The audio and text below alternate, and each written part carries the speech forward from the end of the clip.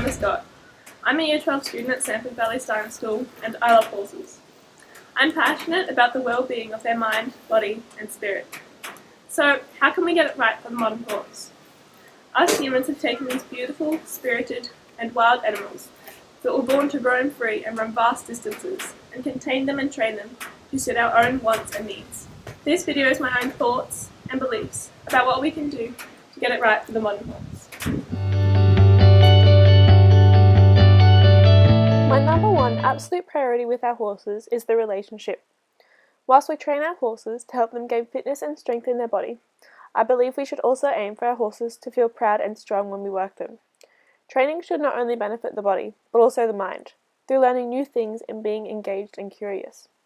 As part of training, I believe it is essential to have a good relationship with your horse, and along with that, trust. Not only does having a good relationship help with the training side, but it's also a beautiful experience to share a relationship with such a strong and unpredictable creature. My number two absolute priority for our horses is friendships and room to move. Horses have always been a herd animal, and as part of that, historically they lived and moved over lots of land. It is really important for horses to be able to have nose-to-nose contact with another horse. When horses live in herds, they feel security, especially since they are and will always be prey animals. Without security, they feel stressed, and without a herd, they feel lonely, bored, and possibly even depressed. It also helps with movement and grazing. Like us, they create an emotional attachment to other animals, and in some countries, it is even considered cruel, and it is law to keep horses so that they can have nose-to-nose contact with each other. How would you feel if you couldn't talk, touch, or see another person? As part of the basic human needs, we require human touch, conversation, and interaction. And yet the vast majority of horses are kept in solitary confinement.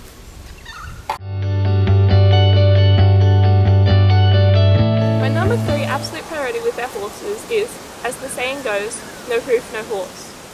Shoeing versus barefoot is probably one of the most controversial topics in horse care. People started shoeing horses as a form of protection for the horse's hoof.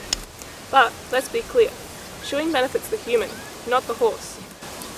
In fact, in my opinion, all shoeing does is cover up humans' lack of proper horse care.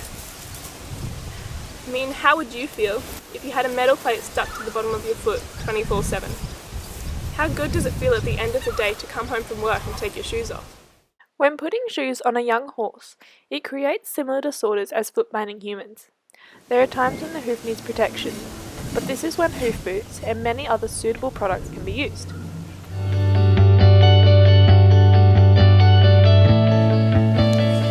Did you know that humans produce stomach acid only when they eat? Seems logical, right?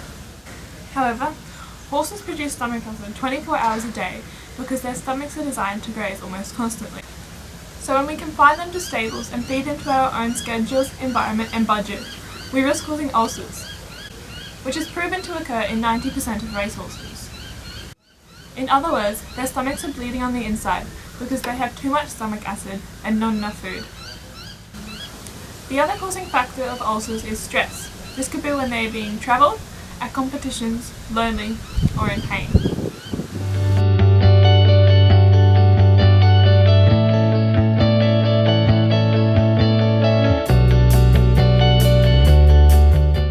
The first most important thing for me would be that whatever enjoyment we are receiving from our horses, we are returning that to them as well, so that they get the same amount of enjoyment in the partnership they have with us. To recognise now that they're a luxury to us, they're a plaything. They're not something we have to have for work or for survival. And I guess that means it's our privilege to actually have a horse, and so it's actually not a right to have a horse.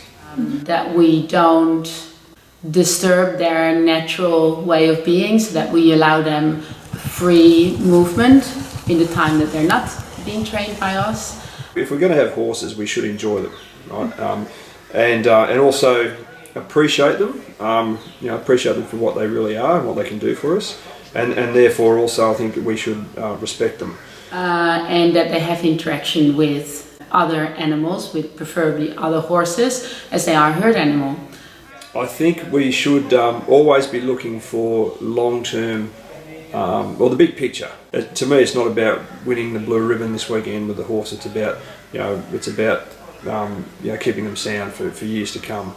And so, as part of that, I think we should deal with our inherent ignorance when it comes to horses, because we're not born knowing everything about horses. Really commit to having a lifelong learning with horses. So continual education. So, for many people, it is a dream to own a horse. However, in my few short years of experience in owning my own horses, it can be a struggle between doing good and doing harm, balancing a harmonious relationship whilst also creating a happy living environment.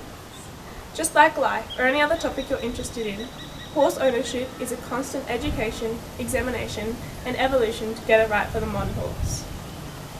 I urge all horse owners not to remain comfortably ignorant, but instead educate yourself. Challenge yourself to question belief systems and traditions in the equine world. Thank you for listening.